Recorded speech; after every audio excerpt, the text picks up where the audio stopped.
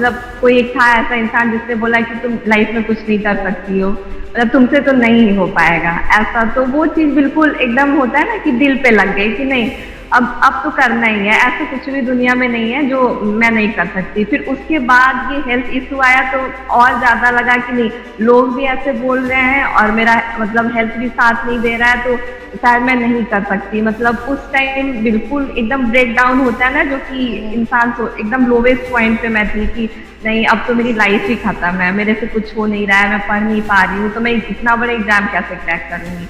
लेकिन फैमिली ने मतलब बहुत सपोर्ट किया, बोला, फ्रेंड्स ने भी बोला कि ऐसा कुछ नहीं है, तुम सब कर सकती हो और जो बोल रहे हैं उनको अब करके दिखाओ। और मेरी मतलब मदर ने बोला कि जितने भी लोगों ने। Hello everyone, welcome back to the channel guys. आप सभी का स्वागत है कॉमर्स स्पॉटलाइट में। मैं आयुषी आज आपके लिए एक बहुत ही इंस्पायरिंग स्टोरी लेके आई हूँ।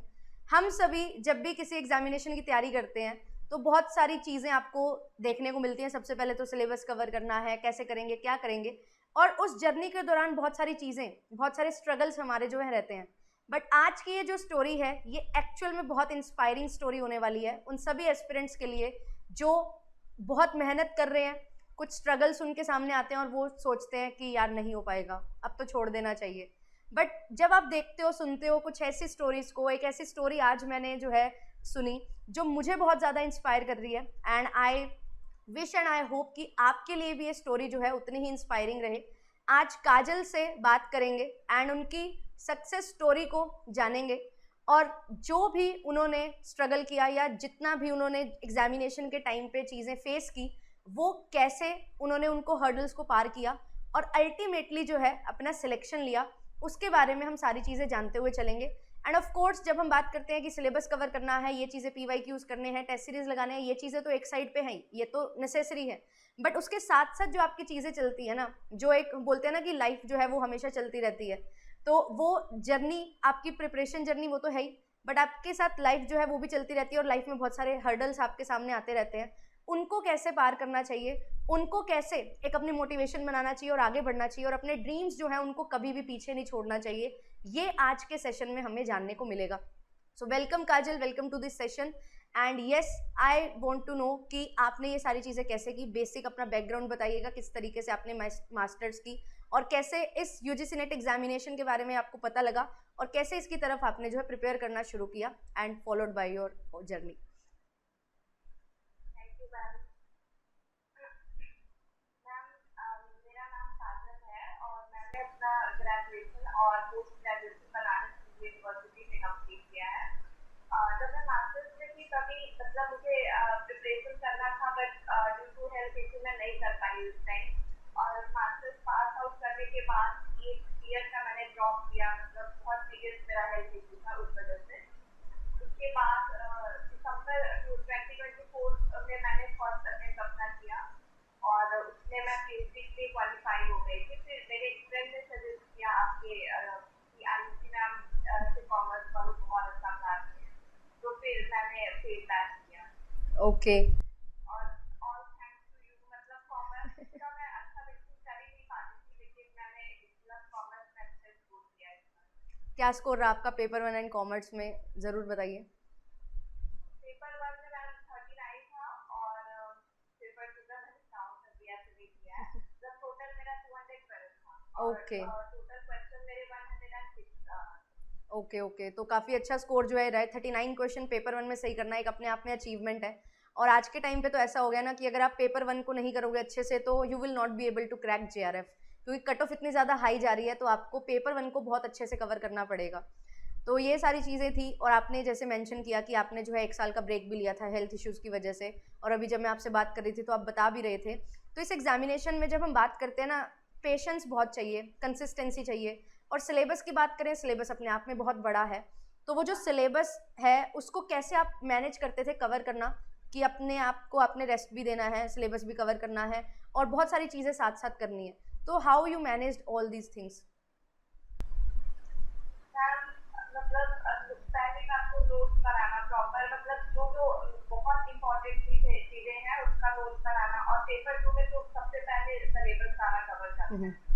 उसके बाद में PYQ ने बहुत हेल्प किया है। PYQ के सारे कॉन्सेप्ट अगर आपको क्लियर है तो आप बहुत अच्छे स्कोर DYQ 5 ईयर का तो सॉल्व करना ही करना है। और सिलेबस में जैसे इनकम टैक्स मेरा बहुत वीक था, मतलब मुझे बहुत डर लगता था ऐसे क्या है, क्योंकि हम लोग बैचलर हम लोग का जो कोरोना टाइम में कंप्लीट हुआ था, तो ऑनलाइन एग्जाम थे, तो इनकम टैक्स बिल्कुल अच्छे से पढ़ा ही नहीं था। और उसके बाद फिर मतलब इनकम टैक्स में तो बहुत ही, जब फर्स्ट एक पेपर दिया तो मतलब इनकम टैक्स में मेरे 1 या 2 ही क्वेश्चन बिल्कुल सही हुए थे। ओके। तो बहुत डर लगता था कि इनकम टैक्स नहीं हो पाएगा मेरे से एकदम। लेकिन फिर आपका मतलब मैंने लिया फीडबैक और उसमें आप क्लासेस सारी मतलब बहुत अच्छे से क्लासेस सारी कवर की और उसके प्रॉपर नोट्स बनाए। और फिर लास्ट टाइम में मतलब नोट्स से क्या होता है कि रिवीजन में बहुत हेल्प मिलता है। लास्ट टाइम में आप सारा चीज़ें एक साथ नहीं पढ़ सकते हो, तो प्रॉपर नोट्स बनाना सबसे ज़रूरी है। नोट मेकिंग आपने की, तो आप टाइम कैसे मैनेज करते थे? लाइक ये सारी चीज़ें आपको करनी है, तो आपने पेपर 1 पेपर 2 के लिए कुछ टाइम एलोकेशन किया हुआ था, या अपनी यूनिट्स डिवाइड की हुई थी? किस तरीके की स्ट्रेटजी थी आपकी? मैम पेपर 1 और पेपर 2 के लिए टाइम एलोकेट किया था। जैसे पेपर 1 मतलब मैंने पहले बहुत ज़्यादा पढ़ा था, तो जैसे ये लास्ट के जो 3 मंथ थे उसमें पेपर 1 को मैं 5 आवर देती थी और पेपर 2 के लिए मैं 7 आवर देती थी। ओके, मतलब उसमें 3 मंथ्स मतलब आपने 7 लगातार आवर में 3 मंथ्स लगातार हाँ 12 घंटे की आपने स्टडी की है। हाँ दिस हाँ इज़ ग्रेट। 3 महीने।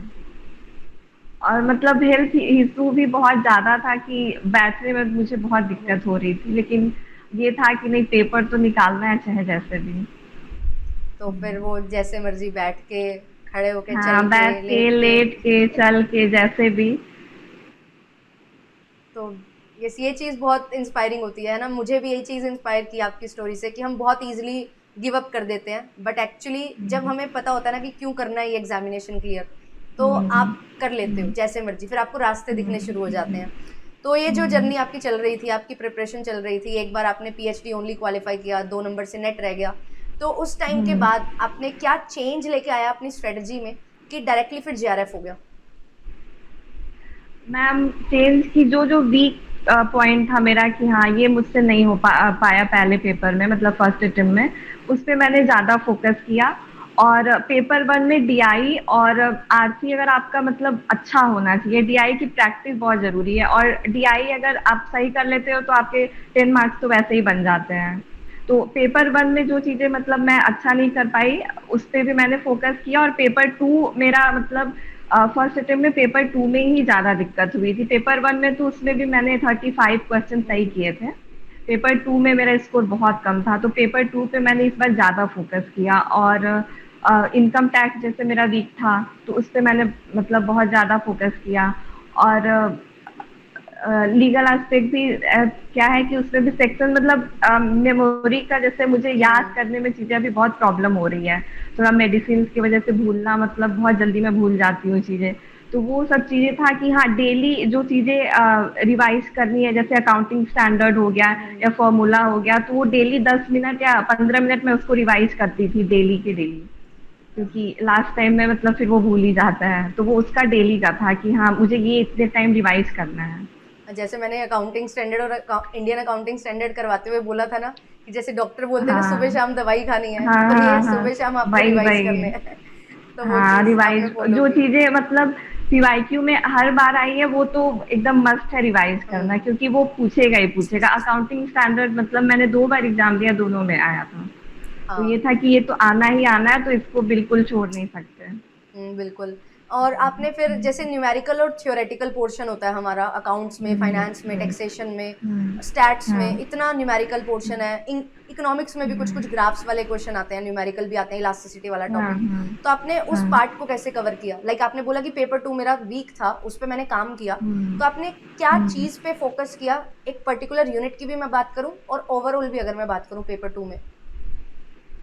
मैम उससे मतलब न्यूमेरिकल से तो मुझे बहुत ही डर लगता था। मैं सोचती थी कि न्यूमेरिकल मैं छोड़ दूंगी, लेकिन इस बार मतलब मैंने जैसे एग्जाम जब ग्रेजुएशन और पोस्ट ग्रेजुएशन में भी मैं न्यूमेरिकल मेरा बहुत वीक था, तो मैं बहुत कम मतलब सोचती थी कि ये करना ही नहीं है, मैं थ्योरी ही करके आऊंगी, मतलब ऐसा सिचुएशन था मेरा। और फर्स्ट अटेम्प्ट में भी मैंने यही किया कि न्यूमेरिकल मैंने किया ही नहीं। ओ, और लेकिन इस बार मुझे आया कि नहीं, कोशिश करते हैं, क्या पता हो ही जाए, ऐसा भी नहीं है कि नहीं होगा। फिर मैंने न्यूमेरिकल की प्रैक्टिस बहुत की, जैसे आपने अकाउंट्स में हम्म, और फाइनेंस में मैंने न्यूमेरिकल का प्रैक्टिस बहुत किया। 1 घंटे मतलब मेरा डेली का न्यूमेरिकल प्रैक्टिस के लिए भी मैंने निकाला, क्योंकि वो मेरा बहुत ही वीक हम्म, पॉइंट था कि मैं हमेशा सोचती थी कि करना ही नहीं है। तो था कि नहीं, अगर अच्छा स्कोर लाना है तो न्यूमेरिकल स्किप नहीं कर सकते, क्योंकि न्यूमेरिकल के क्वेश्चन बहुत आ रहे हैं हाँ, वो 9 से अभी। 10 क्वेश्चन आपके बनते ही हैं, और फिर हाँ पेपर हाँ 1 में भी हाँ, आता ही तो है। तो वो 10 वही तो वो क्वेश्चन स्किप 20 नहीं कर मार्क्स आपको सकते। देके जाते हैं। तो इस हाँ, तो बार वो जो है स्किप नहीं कर कैसा फिर, सकते। जब मेहनत की तो रिजल्ट मिला उसका, न्यूमेरिकल सही हुए? यस मैम, न्यूमेरिकल सही हुए, और जितने भी न्यूमेरिकल मैंने किए, एक बस गलत हुआ, बाकी सारा सही अरे किया ग्रेट। मैंने।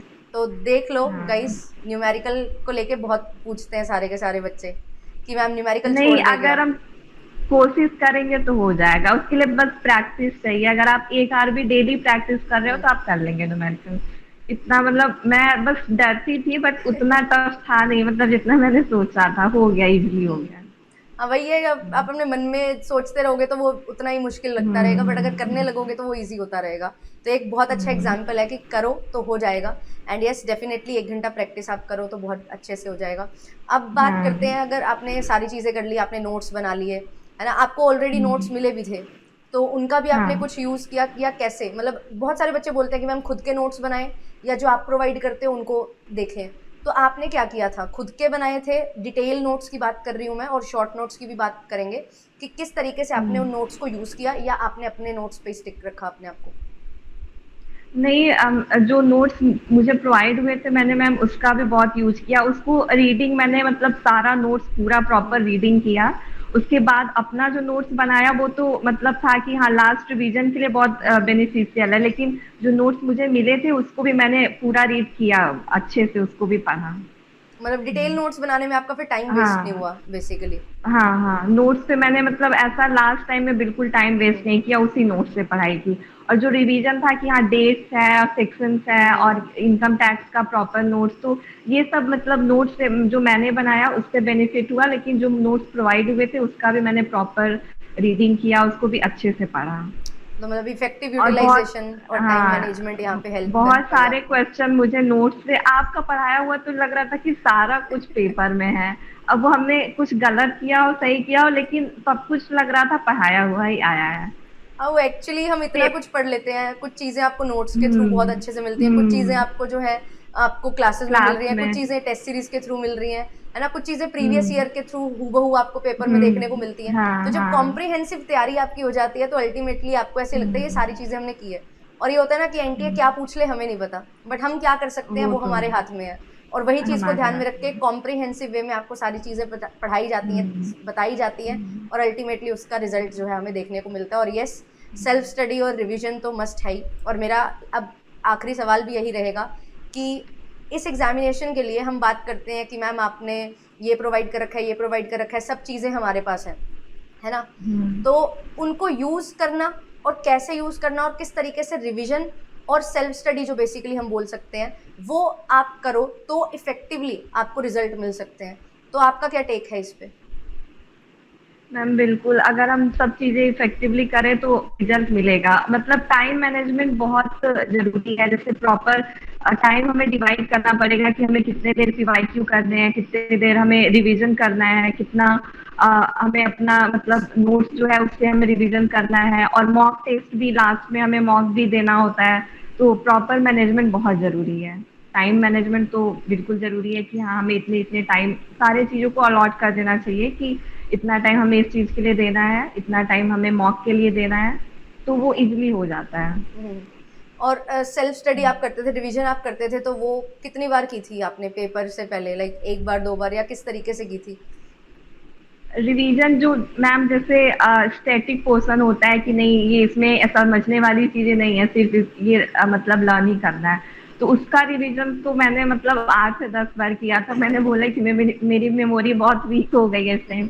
तो उसका रिवीजन तो मैंने 8 से 10 बार किया ही है, और पीवाईक्यू मैंने मतलब 2 से 3 बार जो भी प्रोवाइड हुए थे उसको तो मैंने 2 से 3 बार एकदम अच्छे से मतलब लगाया था, समझा था। ओके, तो इग्निशन बैच में वो आपको 10 साल के पीवाईक्यूज जो मिले थे, हाँ हाँ उन्हीं पे आप हाँ स्टिक रहे और उसको आपने बार-बार किया। हाँ तो बहुत अच्छी चीज़ है हाँ ये, रिवीजन जो है वो बहुत ज़रूरी है और सिर्फ एक बार नहीं, 2 बार तो एटलीस्ट आपको करना ही चाहिए। एक बार साथ-साथ करो और एक बार पूरा सिलेबस करने के बाद करो, देन मॉक टेस्ट लगाते हुए तीसरी रिवीजन भी आपकी पेपर के टाइम हो जाती है। तो रिवीजन इज़ मस्ट, जैसा कि बताया कि अगर आपको चीज़ें याद रखने में मुश्किल हो रही है तो उसको बार-बार करो, है ना?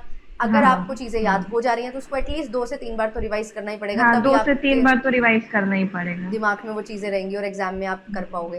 तो काफ़ी अच्छा लगा हाँ सुन के। और येस, एक चीज़ जो मैं आपसे पूछना चाहूँगी, इट इज़ पर्सनल, लाइक हम जब बात करते हैं प्रिपरेशन की तो बहुत सारी डिफ़िकल्टीज़ होती हैं। हमें चाहिए होता है एक सपोर्ट सिस्टम, है ना? कि बस ये है तो बस हो गया काम, हो जाएगा, कुछ भी हो सकता है। तो आपकी इस जर्नी में आपका सपोर्ट सिस्टम कौन था? मैम, मेरी इस जर्नी में मेरे सपोर्ट सबसे ज़्यादा सपोर्ट सिस्टम मेरी पूरी फैमिली थी। मीन्स मतलब 1 साल में इतना ज़्यादा सफ़र की हूँ अपने हेल्थ इशू की वजह से, बहुत ज़्यादा। मतलब मैंने तो बिल्कुल होप ही खो दिया था कि नहीं, अब मैं पढ़ाई कर ही नहीं पाऊँगी। जैसे मेमोरी मेरी इतनी वीक हो गई, सर्वाइकल पेन, एंग्जायटी, बहुत सारी चीज़ें उसमें, फिर प्लेटलेट कम हो जाना बिल्कुल। मतलब एक टाइम तो ऐसा था कि मैं अभी सर्वाइव करूँगी भी कि नहीं। उस दिन तो मुझे यही था कि अब शायद मैं आगे सर्वाइव नहीं कर पाऊँगी आज के बाद। तो उसके बाद मतलब उस टाइम से फिर निकलना कि अब बिल्कुल हो नहीं पाएगा, तो एक फैमिली ही थी कि उसने बहुत मोटिवेट किया कि नहीं, तुम कर लोगी, तुम स्टार्ट करो।